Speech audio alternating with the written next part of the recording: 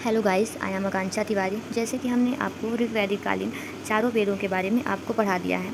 अब हम आपको इन चारों वेदों के एमसीक्यूज 100 एमसीक्यूज हैं, उसको हम आज आपको कंप्लीट करवाते हैं, जिससे आपके प्रीलिम्स की तैयारी और अच्छी मजबूत हो जाएगी। तो अब हम शुरू करते हैं। पहला है ऋग्वेद का एमसीक्यूज। सबसे प्राचीन वेद कौन सा है जिसमें सूक्तों और मंडलों का वर्णन है? सामवेद, यजुर्वेद, ऋग्वेद या अथर्ववेद? तो ऋग्वेद। यह ऋग्वेद सबसे प्राचीन वेद है जिसमें 10 मंडल और 1028 सूक्त हैं। ऋग्वेद में कुल कितने मंडल हैं?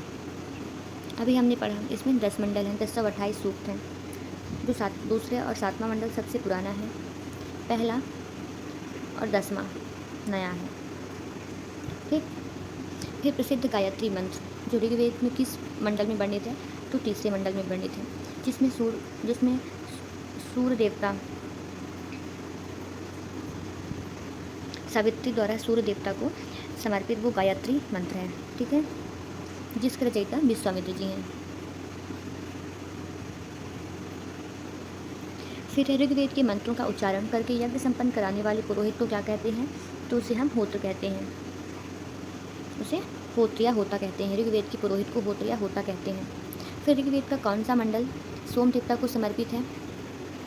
तो नवा मंडल। जो नवा मंडल है वह सोम देवता को समर्पित है और इसमें कुल 114 सूक्त हैं। फिर ऋग्वेद के किस सूक्त में पहली बार चारों वर्णों का वर्णन किया गया? तो वो है पुरुष सूक्त। जैसा मंडल है जिसमें चारों वर्णों का वर्णन किया गया है। ऋग्वेद में अधन्या वध न करने वाले योग प्रयोग किसके लिए प्रयोग किया गया है? तो गाय के लिए। यहाँ गाय की पूजा की जाती थी। गाय को बहुत ही पवित्र पशु माना जाता था, जिसे अधन्या कहते थे, मतलब ना मारा जाना योग। और जिससे जो गाय को मारता था उसे अपराध भी मिलता था। जो अपराध ऐसा करता था उसके लिए दंड भी था, या तो उसको देश से निकाल देते थे या उसको मृत्युदंड की सजा दे देते थे। फिर ऋग्वेद में सर्वाधिक जो सूक्त किस देवता को समर्पित हैं? तो इंद्र को समर्पित हैं। 250 ऋचाएँ हैं इसको समर्पित हैं, और अग्नि को 200 ऋचाएँ। प्रसिद्ध 10 राग युद्ध, 10 राजाओं का युद्ध का वर्णन ऋग्वेद में किस मंडल में मिलता है? तो ये ऋग्वेद के 7वें मंडल में मिलता है, जो परुष्णी रावी नदी के बीच जो युद्ध हुआ और राजा सुदर्श और 10 राजाओं के संग युद्ध हुआ था, जिसमें राजा सुदर्श विजयी हुए थे। फिर ऋग्वेद की सबसे प्राचीनतम नदी किसे माना गया है? सरस्वती को। सरस्वती को नदीतमा कहा गया है। हालांकि सर्वाधिक जो ऋग्वेद में उल्लेख है वो सिंधु नदी का है। ऋग्वेद में इंद्र के लिए किस शब्द का प्रयोग किया गया जिसको किले को तोड़ने वाला होता है? वो पुरंदर। जो पुरंदर है उसका मतलब है किले को तोड़ने वाला। नासदी सूक्त जिसमें ब्रह्मांड की उत्पत्ति का दार्शनिक विचार है, किस वेद में मिलता है? तो वो हमें ऋग्वेद में मिलता है, 10वें मंडल में। फिर ऋग्वेद का उपवेद निम्नलिखित में से कौन सा माना जाता है? तो आयुर्वेद। जो ऋग्वेद का उपवेद है वो आयुर्वेद है, जो चिकित्सा से संबंधित है। यह चिकित्सा से संबंधित है। अस्तोमा सदगमय, तमसोमा ज्योतिर्गमय कहाँ से लिया गया है? तो यह ऋग्वेद के बृहदारण्यक उपनिषद से लिया गया है। ऋग्वेद की रचना का मुख्य रूप से किस भौगोलिक क्षेत्र में हुई? तो यह सप्त सैंधव प्रदेश, जहाँ आर्य निवास करते थे। आर्यों का निवास स्थान भी यही है। यहाँ 7 नदियों का क्षेत्र है, इसकी रचना हुई है। फिर ऋग्वेद में गोपद शब्द का प्रयोग किसके लिए किया जाता था? तो ऋग्वेद में जो गोपद शब्द का रक्षक है वो है राजा, मतलब गायों का स्वामी या कबीले का रक्षक। राजा को कहा जाता था गोपद। ऋग्वेद की लिपि कौन सी थी? तो खरोष्ठी लिपि थी। यह एक ब्राह्मी लिपि है। ऋग्वेद के ब्राह्मण ग्रंथ निम्नलिखित में से कौन से हैं? तो ऐत्रेय और कौशिकी हैं। कौशिकी को संख्यायन भी कहते हैं। इनके 2 ब्राह्मण ग्रंथ हैं। ऋग्वेद में कुल कितनी ऋचाएँ हैं? तो 10,580, जिसमें से हमने आपको बताया कि 250 इंद्र को और 200 अग्नि को समर्पित हैं। फिर ऋग्वेद की साकल भाषा में कुल कितने सूक्त हैं? तो 1028 सूक्त हैं। ऋग्वेद काल में निष्क क्या है? निष्क एक सिक्का या गले का आभूषण है, जो बाद में विनिमय के माध्यम से सिक्के के रूप में प्रयुक्त होने लगा। ऋग्वेद में किस देव दंपति या जुड़वा देवताओं को अश्विनी कुमार के रूप से जाना जाता है, जो देवों के चिकित्सक हैं? तो नासत और दस्त्र। अश्विनी कुमारों को आयुर्वेद का ज्ञाता और देवों का वैद्य माना जाता है। ऋग्वेद के मंडलों में किन्हें वंश मंडल या हृदय मंडल कहते हैं? तो जो 2 से 7 जो मंडल है, इसको ये सबसे प्राचीन मंडल है और इन्हें ही वंश मंडल कहा जाता है। फिर ऋग्वेद में उल्लिखित विदुषी स्त्रियां जैसे लोपामुद्रा, घोषा, अपाला को क्या कहा जाता है? तो ब्रह्मवादिनी। जीवन भर शिक्षा वेद मंत्रों की रचना करने वाली स्त्रियों को ब्रह्मवादिनी कहते हैं। ये आपके एग्जाम में प्रीलिम्स में पूछा जा सकता है, व अदर एग्जाम जैसे एसएससी हो गया, रेलवे का हो गया या फिर एसआई हो गया, इन सब में पूछा जा सकता है। ऋग्वेद में लांगा शब्द का प्रयोग किसके लिए किया जाता है? तो हल के लिए किया जाता है। फिर भारतीय संगीत का जनक सामवेद। यहाँ से 7 शब्दों का 7 शब्द निकलते हैं। सा रे गा मा पा दा नी सा हा। ओके। फिर है सामवेद के मंत्रों का गान करने वाले जो पुरोहित हैं उनको क्या कहा जाता है? तो उनको उद्गाता कहते हैं। सामवेद में कुल कितने छंदिया मंत्र हैं? तो 1875 छंदिया मंत्र हैं, जो अधिकांश ऋग्वेद से ही लिए गए हैं। सामवेद के मूल मंत्रों की संख्या कितनी है जो ऋग्वेद से नहीं लिए गए? तो इनकी कुल संख्या 75 है। ये केवल 75 मंत्र ऐसे हैं जो ऋग्वेद से नहीं लिए गए हैं। सामवेद में कौन सी शाखाएं, प्रमुख शाखाएं कौन सी हैं? तो ये हैं कौथुम, रामायणी और जैमिनी। सामवेद का उपवेद गंधर्व वेद। गंधर्व को ऐसा माना जाता था कि वो संगीत प्रेमी थे। प्रसिद्ध छांदोग्य उपनिषद किस वेद से संबंधित है? तो यह सामवेद से संबंधित है। सामवेद के किस ब्राह्मण ग्रंथ को महाब्राह्मण या तांडव ब्राह्मण कहा जाता है? तो इसमें पंचविंश ब्राह्मण को महाब्राह्मण या तांडव ब्राह्मण कहा जाता है, क्योंकि इसकी विशालता के कारण। सामवेद मुख्य रूप से किन अवसरों पर गाया जाता है? तो यह सोम यज्ञ या विशेष उत्सवों पर गाया जाता है। यह सोमरस से निकालते समय यज्ञ के दौरान जो सामवेद की ऋचाओं का सुरीला यहाँ पाठ किया जाता है। जैमिनी ब्राह्मण ग्रंथ का जो वेद है वो किस वेद से संबंधित है? वो सामवेद से संबंधित है।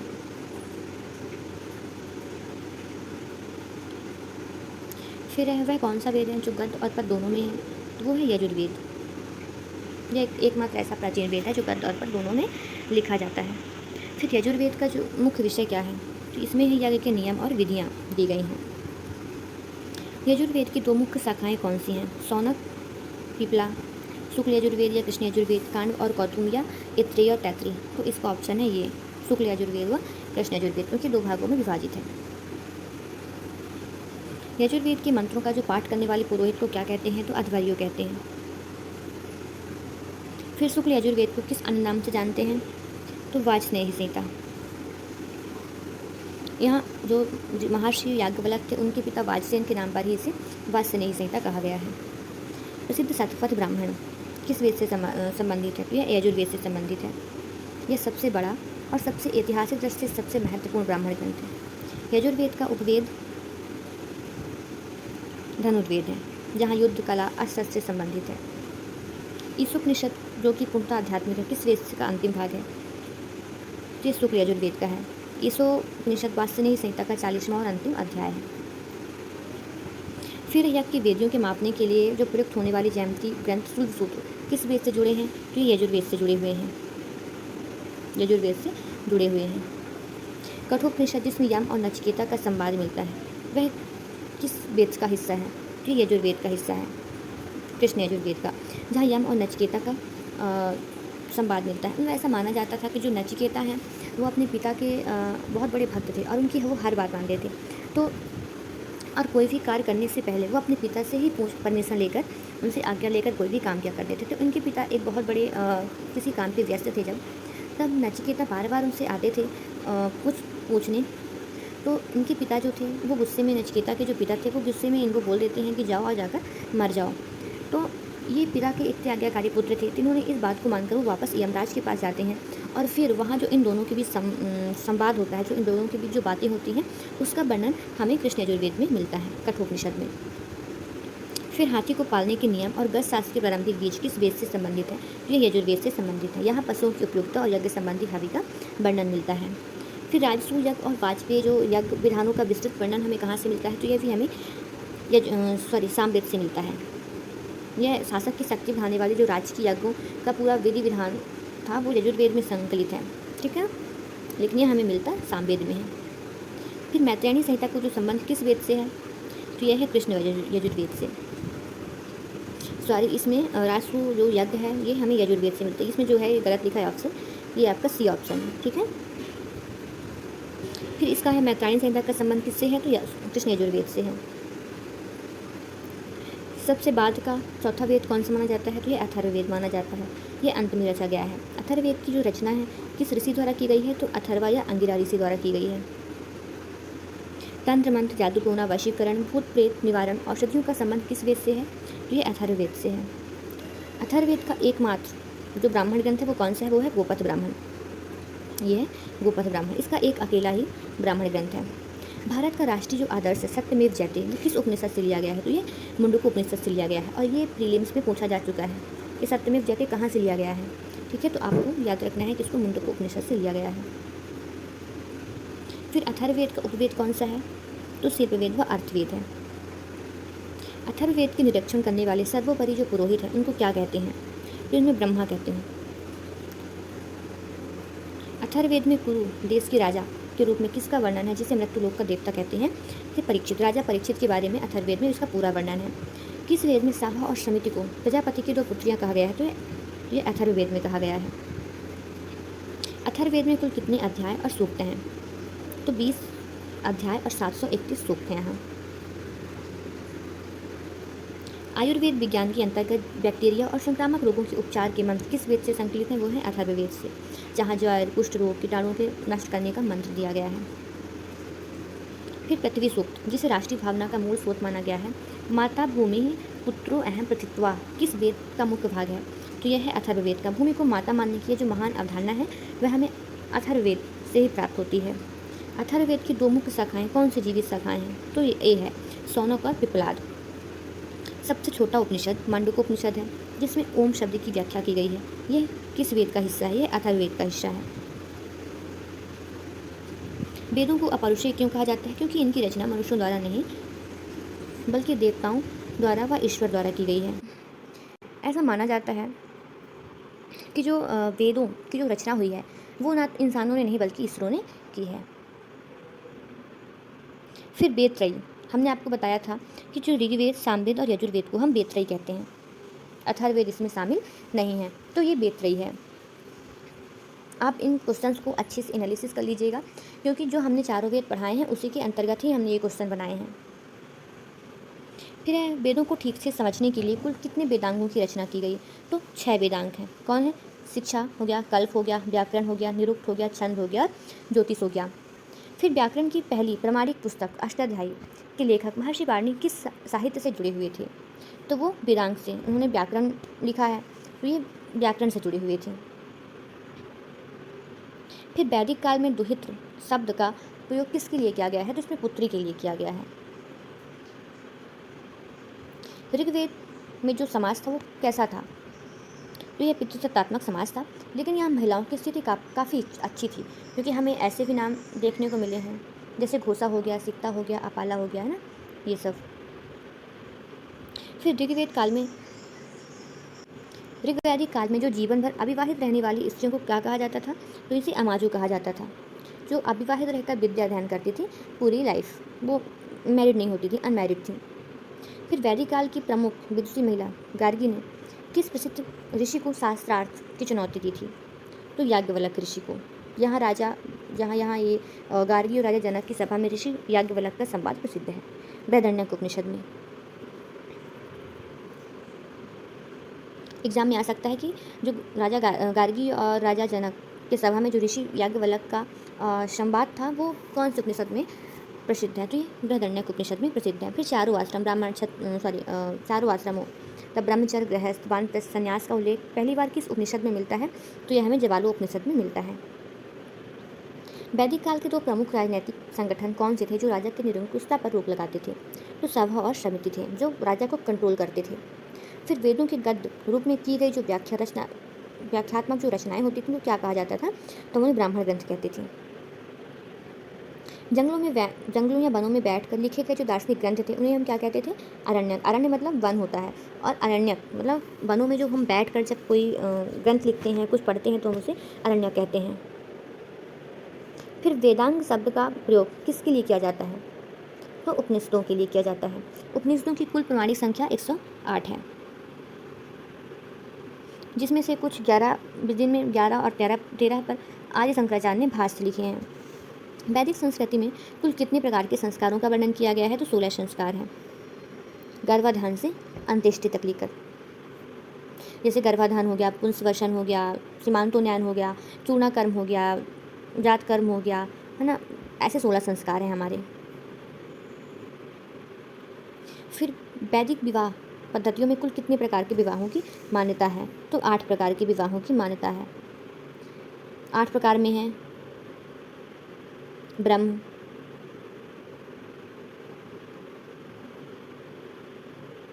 दैव, आर्य, प्रजापत्य, है ना, असुर,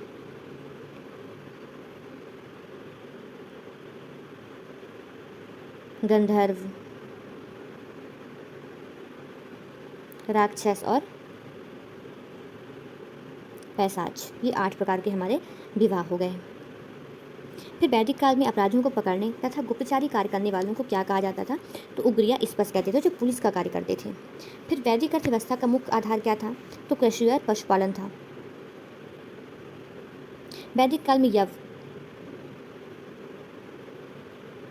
शब्द का जो प्रयोग है किस अनाज के लिए किया जाता था? तो ये जौ के लिए किया जाता था। फिर वैदिक शब्द में व्रीहि शब्द का उपयोग किस लिए किया जाता था? तो धान और चावल के लिए किया जाता था। ऋग्वेद में गोधूम का प्रयोग किसके लिए किया गया? तो यहाँ गेहूं के लिए किया गया है। सत्यकाम जवाल की कथा जो अनब्याही माँ के लांछन को चुनौती देता है, किस उपनिषद में है? तो यह अत्यंत प्रेरणादायक कथा है और यह छांदोग्य उपनिषद में है। वैदिक काल में टैक्स एकत्र करने वाले अधिकारी को क्या कहा जाता था? तो भागदूत, जो टैक्स को एकत्रित करते थे। उस टाइम पे लोग कहते थे उगाही करना, तो वहाँ समय समय पर जाकर लोगों से, किसानों से उगाही किया करता था। आर्यों की भाषा निम्नलिखित में से कौन सी थी? तो यह है वैदिक संस्कृत। सृष्टि के नैतिक नियम और ब्रह्मांडीय व्यवस्था को संचालित करने वाले ऋतु का रक्षक किस देवता को कहा गया? तो यहाँ वरुण देवता को कहा गया। ऋग्वैदिक काल में गविष्ठ शब्द का प्रयोग, तो गायों की जो खोज, गायों के लिए युद्ध करने वाले जो जगह होती थी उसको हम गविष्टि कहते थे। उत्तरवैदिक काल में लोहे के लिए किस शब्द का प्रयोग किया जाता था? तो श्याम अयस या कृष्ण अयस कहते थे, और लोहित अयस को तांबे को लोहित अयस कहते थे। फिर सर्वप्रथम किस ग्रंथ में इतिहास शब्द का उल्लेख मिलता है? इसे पंचम वेद के समान माना गया है, तो यह है अथर्ववेद में। अथर्ववेद और छांदोग्य उपनिषद में इतिहास पुराण की विद्याओं को गिना गया है। पुराणों में कुल कितनी संख्या है जिसकी रचना लोमहर्ष और उनके पुत्र उग्रश्रवा ने की है? तो 18। पुराणों की जो रचना है महर्षि उग्रश्रवा और लोमहर्ष ने की है, जिनकी संख्या 18 है। जिनमें से जो मत्स्य पुराण है वो सबसे प्राचीन है, और 5 ऐसे पुराण हैं जिनमें राजाओं की वंशावली पाई जाती है, और वो मेन है, जैसे ब्राह्मण पुराण, भागवत हो गई, मत्स्य पुराण हो गया, है ना, विष्णु पुराण हो गया। इनमें राजाओं की वंशावली पाई गई है। फिर ऋग्वेद काल में विदुषी महिला जो लोपामुद्रा थी किसकी पत्नी थी? तो ये अगस्त ऋषि की पत्नी थी। वेदों को कंठस्थ करके पीढ़ी दर पीढ़ी सुरक्षित रखने के कारण इन्हें क्या नाम दिया गया? तो ये श्रुति। उस टाइम पे लिखा नहीं जाता था, इसलिए वेदों को सुनकर याद रखा जाता था, इसलिए यहाँ श्रुति नाम दिया गया। यज्ञों के नियमों और विधियों की समीक्षा करने वाला वेदांग कौन सा है? तो यह कल्प है। कल्प सूत्रों में यज्ञ संबंधी नियम, घरेलू संस्कार, धर्म नियम आदि सब दिए गए हैं। फिर है शब्दानुशासन और शब्दों की व्युत्पत्ति को समझने वाला वेदांग निरुक्त किसके द्वारा लिखा गया है? तो यह महर्षि यास्क के द्वारा लिखा गया है। यह विश्व का पहला भाषा विज्ञान ग्रंथ है। छंद शास्त्र पर सबसे प्राचीन ग्रंथ लिखने वाले आचार्य कौन थे? तो महर्षि पिंगल थे, जिन्होंने छंद सूत्र लिखे हैं। वेदांग ज्योतिष की रचना किसने की, जिसे ज्योतिष का सबसे प्राचीन ग्रंथ माना गया? तो इनकी रचना की थी लगध मुनि ने। फिर वैदिक काल में अवछाप नामक अधिकारी का क्या कार्य था? तो राजा का मित्र और पास से के खेल में सहयोग करता था। जो अचवाप नामक जो अधिकारी होता था वह राजा का मित्र के रूप में भी कार्य करता था, और उसके साथ पासे खेल में सहयोग करता था। फिर उपनिषदों का मुख्य जो प्रतिपाद्य विषय क्या है, तो वो है दर्शन और फिलॉसफी, मतलब ब्रह्म ज्ञान। फिर अद्वैत वेदांत का जो मूल आधार किस वैदिक साहित्य से लिया गया है, तो यह उपनिषद से लिया गया है। अथर्ववेद का संबंध किसी ऋषि मंडल में सबसे कम या पृथक माना जाता है, जिसके कारण इससे कुछ समय तक वेद त्रयी से बाहर रखा गया, वो है वशिष्ठ। ऋग्वेद के दूसरे मंडल में 7वें मंडल तक जो रचयिता ऋषियों का सही युग्मन क्या है, तो पहला है जो दूसरे मंडल के रचयिता बृहस्पति, फिर विश्वामित्र, फिर वामदेव, आत्र ऋषि, भारद्वाज और वशिष्ठ थे। फिर वैदिक काल में गायों की चोरी करने वाले और व्यापार पर नियंत्रण करने वाले दस्यु या व्यापारियों को क्या कहा जाता था, तो पणी कहा जाता था। वे धनी व्यापारी होते थे जो दूर दूर तक जाकर व्यापार किया करते थे। फिर उत्तर वैदिक काल का मुख्य केंद्र कौन सा क्षेत्र है बन गया, तो वह है कुरु पांचाल व मध्य प्रदेश। सर्वप्रथम अहम ब्रह्मास्मि, मैं ही ब्रह्मा हूँ, महाकाव्य किस उपनिषद में आया, तो बृहदण्यक उपनिषद में आया, जो यजुर्वेद का ही उपनिषद है। तप और पुनर्जन्म के सिद्धांतों का पहला स्पष्ट प्रतिपादन किस ब्राह्मण ग्रंथ में मिलता है, तो ये शतपथ ब्राह्मण में मिलता है। फिर है इतरे ब्राह्मण के अनुसार राजा के राज्याभिषेक के समय किस रस का प्रयोग किया जाना चाहिए, तो यहाँ सोम रस का प्रयोग होता था। ऋग्वेद में गंगा नदी का उल्लेख कितनी बार हुआ है, तो गंगा का 1 बार, 3 बार हुआ है यमुना का, और 10 बार सिंधु का। फिर ऋग्वेद में यमुना नदी का उल्लेख कितनी बार हुआ, तो 3 बार हुआ। वैदिक देवताओं का राजा और बादलों का स्वामी किसे माना गया है, तो यहाँ इंद्र को माना गया है। ऋग्वैदिक काल में पशुओं के देवता पूषण उत्तर वैदिक काल में किस वर्ण के देवता बन गए, तो शूद्र वर्ण के देवता बन गए। फिर उत्तर वैदिक काल में इंद्र के स्थान पर कौन से देवता सर्वोच्च और सृष्टिकर्ता हो गए, तो वो थे प्रजापति। ब्रह्मा को लोग पूजने लगे। वैदिक काल में ऋण लेकर अत्यधिक ब्याज देने वाले सूदखोर को क्या कहा जाता था, तो वेकनॉट कहा जाता था। ऋग्वेद में कबीले या जन के प्रधान को क्या कहा जाता था, तो राजन या गोपा कहा जाता था। ऋग्वैदिक काल में कई ग्रामों को मिलाकर बनने वाली जो राजनीतिक इकाई थी उसको हम क्या कहते हैं, तो उसको हम विस कहते हैं। पहले परिवार, फिर ग्राम, फिर विस, जन, राष्ट्र। विस के प्रधान को विस्पति कहते हैं। ग्राम के प्रशासनिक प्रधान को वैदिक काल में क्या कहा जाता था, तो उसे ग्रामणी कहा जाता था। वैदिक काल के में परिवार के मुखिया को क्या कहा जाता था, तो कुलव या गृहपति कहते थे यहाँ। ऋग्वेद में अंतरिक्ष के देवता कौन माने जाते हैं, तो इंद्र, मारुत, रुद्र और वायु। इंद्र को वर्षा का देवता है ना, मारुत को आंधी तूफान का,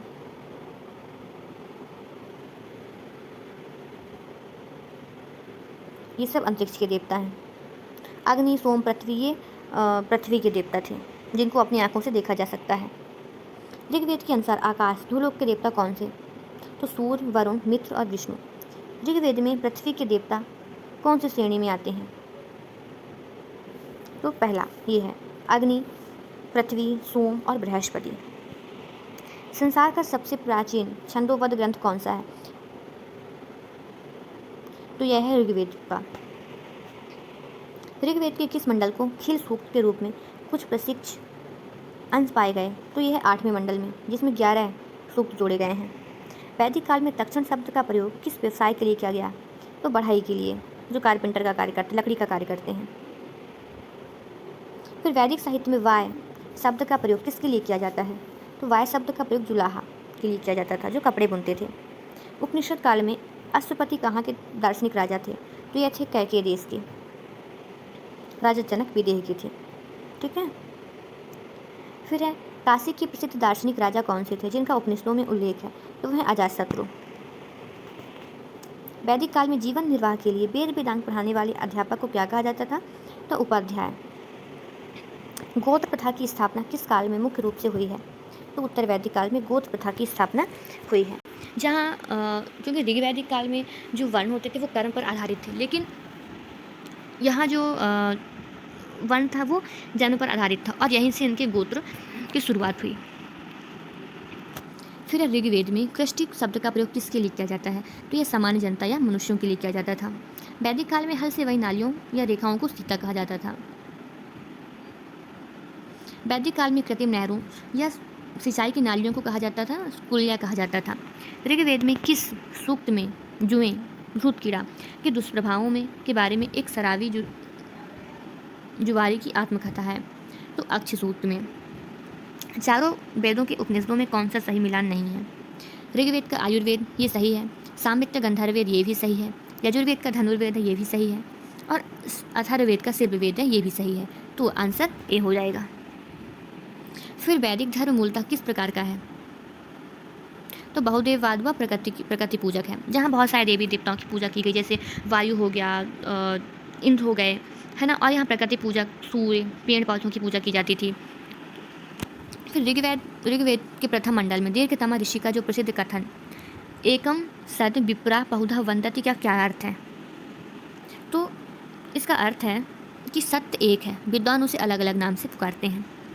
जो एक वाक्य है, जो सत्य है, वो धर्मनिरपेक्षता और एकेश्वर बात का आदि मूल मंत्र माना गया है। ऋग्वेद में कुल कितनी बार कृषि शब्द का उल्लेख हुआ है? तो 24 बार कृषि शब्द का उल्लेख हुआ है। उत्तर वैदिक काल में आर्यों को किस धातु की खोज में कृषि विस्तार में अभूतपूर्व सहायता मिली? तो वो थी लोहा, आयरन की खोज इन्होंने की थी, जिसे श्याम आयत कहते थे। वैदिक काल में विनिमय के माध्यम से किसका सबसे अधिक उपयोग होता था? तो गाय और निष्क का। वैदिक साहित्य का सही क्रम निम्नलिखित में से कौन सा है? वैदिक संहिताएं, ब्राह्मण, आरण्यक और उपनिषद। तो ये सही है। सबसे पहले वैदिक संहिताएं, फिर ब्राह्मण था, फिर आरण्यक और फिर उसके बाद उपनिषद की रचना हुई। फिर है निम्नलिखित में से कौन सा उपनिषद गद्य में लिखा गया है? तो यह बृहदारण्यक उपनिषद जो है वह गद्य में लिखा गया है, क्योंकि यह यजुर्वेद का है। और उसके साथ साथ छांदोग्य उपनिषद भी गद्य में ही लिखे गए हैं। ऋग्वेद में काल में राजा की सहायता करने वाले को क्या कहा जाता था? ये पुरोहित होते थे, जो अक्सर राजाओं को उसके राज्य की शांति के लिए कोई यज्ञ बताते थे, उन्हें अच्छा उपदेश देते थे। चारों वेदों में से किस वेद को ब्रह्मवेद कहा जाता है? क्योंकि इसमें पुरोहित ब्रह्मा होते हैं, तो अथर्ववेद में। So thank you so much guys. हमने आपको जो कल चारों वेद पढ़ाए थे, हमने उसके पूरे 142 MCQ कंप्लीट करवाए हैं। उम्मीद है कि आप इसे अच्छे से पढ़ेंगे, और क्योंकि ये पूरे क्वेश्चन आपके एग्ज़ाम में 100% कोई ना कोई ज़रूर आएगा, क्योंकि वेद से अक्सर क्वेश्चन आते हैं। अब हम कल से आपको MPPSC के मेंस का सिलेबस शुरू करने वाले हैं, जिसमें हम आपको यूनिट 1, सबसे पहले हिस्ट्री का यूनिट 1 शुरुआत करेंगे और उसे कंप्लीट करवाएंगे। Thank you so much. आप इसे अच्छे से पढ़ लीजिएगा। हम इसका जो PDF है अपने डिस्क्रिप्शन के लिंक पर दे देंगे। Thank you so much.